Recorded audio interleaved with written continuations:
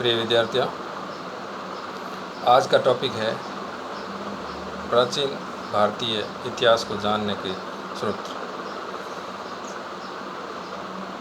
ऐतिहासिक स्रोत उसे कहते हैं जो विगत घटनाओं का लेखा जोखा प्रस्तुत करता है, और इसमें हम दो तरह से जान सकते हैं। एक है साहित्यिक स्रोत, दूसरा है पुरातात्विक स्रोत। साहित्यिक स्रोत जिसमें हम ब्राह्मण साहित्य और दूसरा है ब्राह्मणेतर साहित्य। ब्राह्मण साहित्य में वेद, उपनिषद, आरण्यक, पुराण और वेदांग इसको हम रख सकते हैं। ब्राह्मणेतर साहित्य में है जैन धर्म, बौद्ध धर्म, और लौकिक साहित्य में ऐतिहासिक जीवनियाँ जिसमें अलग अलग ग्रंथ हैं, और इससे भी अलग हम विदेशी जो आए थे उसको भी हम रख सकते हैं, जैसे चीनी यात्री, यूनानी यात्री, अरबी यात्री, इनके भी अलग अलग ग्रंथ हैं। तो इस प्रकार हम साहित्य को अलग अलग बांट सकते हैं। और सबसे पहले हम लेते हैं वेद। वेदों में हमें यह ज्ञात होता है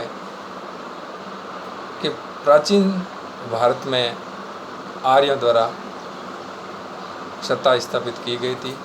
वेद 4 है: ऋग्वेद, यजुर्वेद, सामवेद, अथर्ववेद। इसको भी हम पार्ट के तौर में लेते हैं। तो ऋग्वेद में 10 मंडल है, 1028 सूक्त है और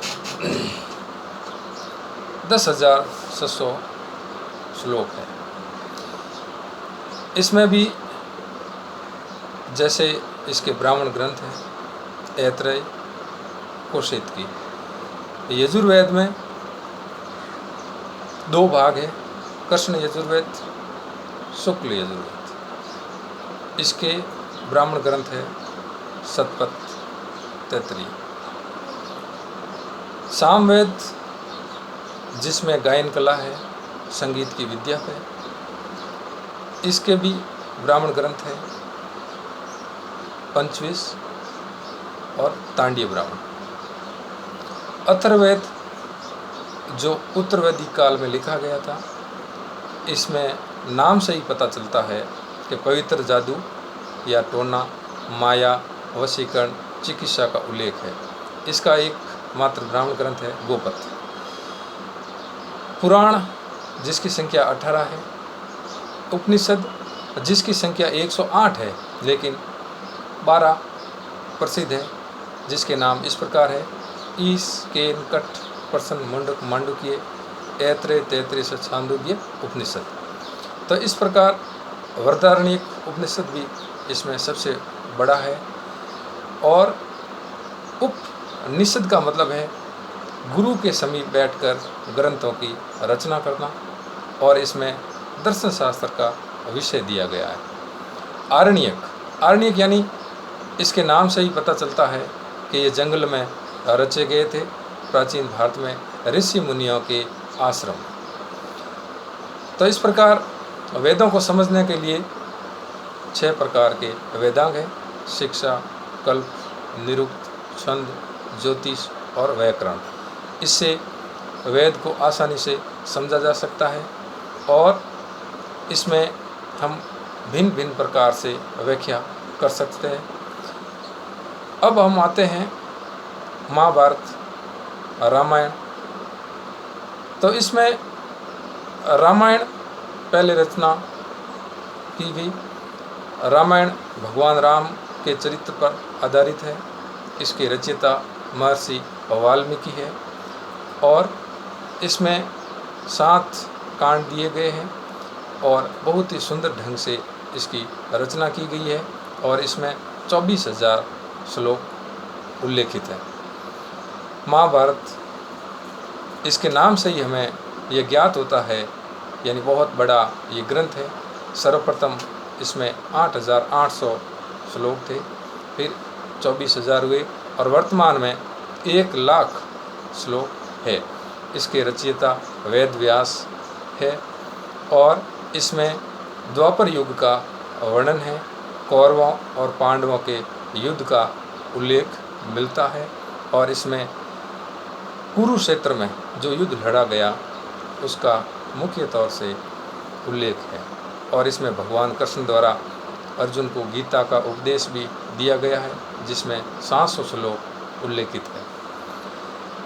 अब हम आते हैं विदेशी साहित्य। विदेशी साहित्य में हम यूनानी साहित्य लेते हैं तो चंद्रगुप्त मौर्य के टाइम एक राजदूत आया था सेल्यूकस निकेटर का, जो चंद्रगुप्त मौर्य को भेंट किया गया था 500 हाथियों के बदले। तो उसने एक ग्रंथ लिखा मैगजीन इंडिका नामक। उसमें समाज के 7 वर्ग बताए गए हैं। बहुत ही सुंदर ढंग से यहाँ के शासन का उल्लेख किया गया है, सामाजिक स्थिति का उल्लेख किया गया है और इस ग्रंथ में बहुत ही ये विचारणीय बात है कि उसने भारत में दास प्रथा का अभाव बताया था, क्योंकि जैसे ग्रीस रोम में जैसी दास प्रथा थी वो यहाँ उसको नहीं मिली। तो उसने कहा भारत में दास है ही नहीं, क्योंकि यहाँ दास परिवार के साथ आराम से रहते थे, अच्छा उनका खान पान था, जिस प्रकार परिवार के सदस्य खाते थे उसी प्रकार यहाँ के दास भी भोजन ग्रहण करते थे।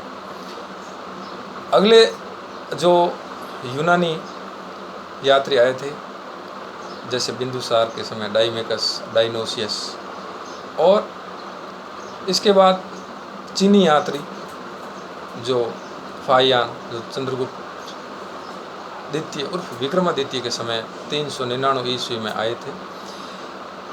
उन्होंने भी यहाँ की शासन सत्ता गुप्त वंश का वर्णन किया, लेकिन शासन जो उस समय जो राजा थे, शासक थे, उसका उल्लेख नहीं किया।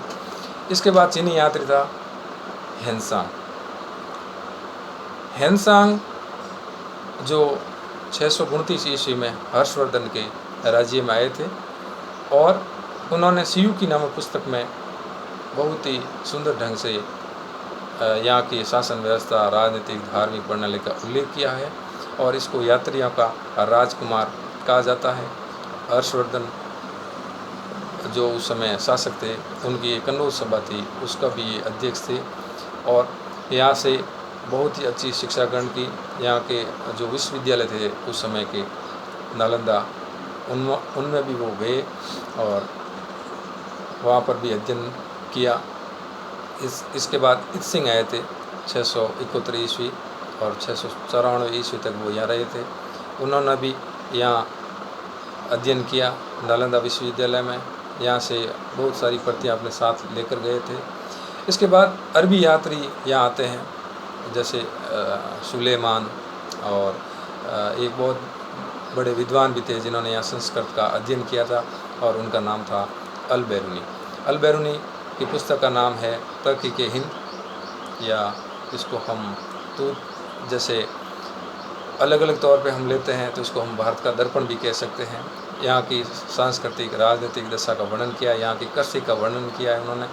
और यहाँ पर ये मोहम्मद गजनवी के साथ आए थे। इस प्रकार हम इनकी जीवनियों के बारे में हम जानते हैं। तो और भी ऐतिहासिक ग्रंथ है, जैसे राजतरंगिणी और ये विल्हण की विक्रमांक देव चरितम। और हम अगले तौर पे हम लेते हैं तो ऐतिहासिक स्रोत में हम लेते हैं स्थापत्य कला, शिल्पकला, चित्रकला, मोहरें, सिक्के। इससे भी हम राजाओं के शासन को हम जान सकते हैं। राजाओं की उस समय की स्थिति, समाज की स्थिति को हम भलीभांति जान सकते हैं।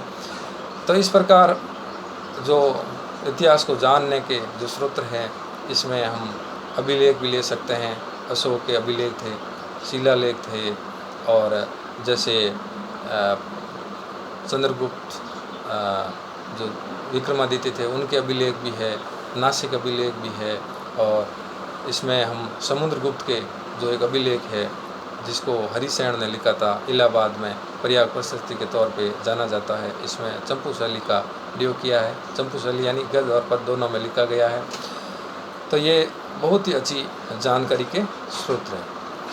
तो इस प्रकार हम जैसे जैसे इतिहास पढ़ेंगे स्रोत आते जाएंगे, जैसे प्राचीन भारत के, मध्यकालीन, आधुनिक, हम इसको अलग अलग टॉपिक में पढ़ते जाएंगे और इसको हम याद करते जाएंगे। सिलेबस के अकॉर्डिंग हम इसको पढ़ते जाएंगे तो इतिहास हमारा सरल से सरलतम होता जाएगा।